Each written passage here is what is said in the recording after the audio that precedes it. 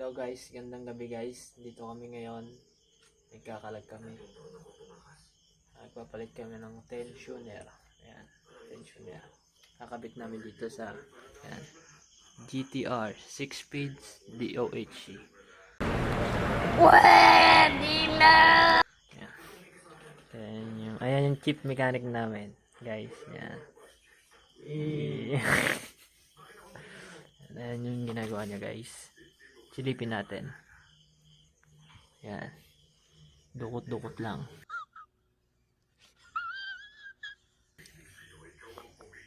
Ayan. GTR. Ang pinalit niya is pang Wave 125. No. Pang CRF at or CBR 250. Ayan. Ito pala yung brand niya. Denzin. Paala ka na. Pang pala. Sorry guys. Pang CBR 150. 250 or CRF 250. CRF 250 pala Sa guys. mga nagbabala dyan na magpalit ng tensioner, halimbawa may nararamdaman na kayo parang kumukulo sa inyong tensioner o sa makina, matik yun na yung sinyalis ng tensioner. Pag bibili kayo ng tensioner, sukat na yung pang CRF 250, CBR 250. Yan. Yun lang naman guys. Marami tayong mabibili sa Shopee. Yan. Ang odo pala nito guys is 23,300. 83. Tapos ngayon lang nagkaramdam yung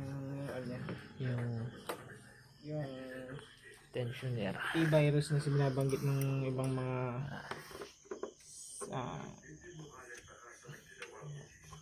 tawag na sa mga GTR user dyan.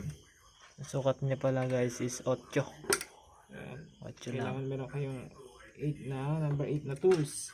Yes. Kaso nga lang hindi na ito pwede. Yan. Hirapan tayo sa pagdali kasi Chip mechanic namin guys. Oh. Bilog-bilog na yung pawis guys. Ayan. Hindi makita guys. Hindi makita. Yo.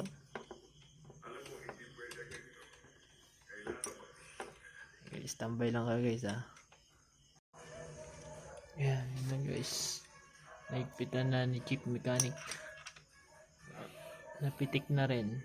Dandaan lang. Napitik na rin yung loob kaya lumaban na yung springs. Kasi nga, try mong start natin. Ilak mo muna yung natin, yung pintuan natin para hindi marinig yung hindi maingay. Boss, lock mo muna yung natin.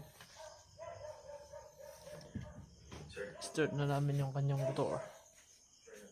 Pero gabi na.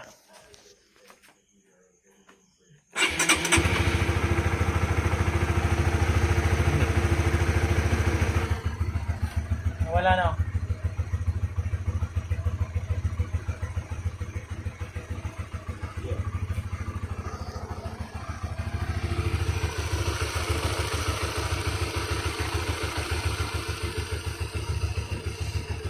Medyo kulob.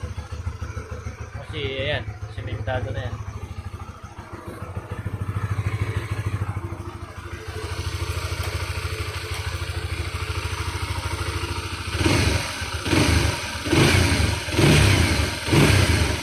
Okay na yan, okay na.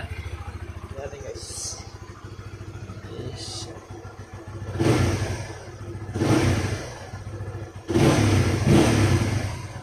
Gabi na. Wala na.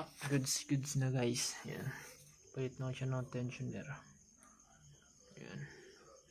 Okay, thank you. Sana nakatulong sa inyo.